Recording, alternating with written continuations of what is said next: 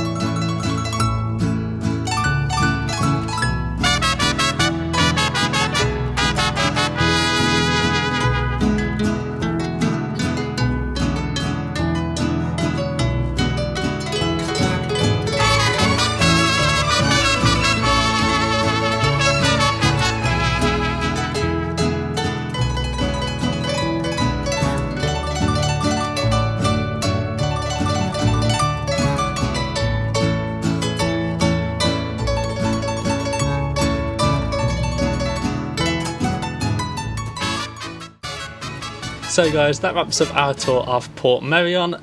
Thoughts on this one, Meg? Yeah, really pretty. I think it'd be really busy in the summer, so I'd come during a quieter period.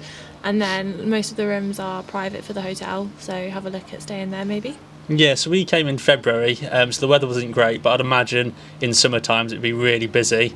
Tickets for this one were £10 each, which was really good value to be honest. Yeah, you can spend all day here. There's loads of woodland walks, beach walks, cafes, shops. You could spend a whole day here.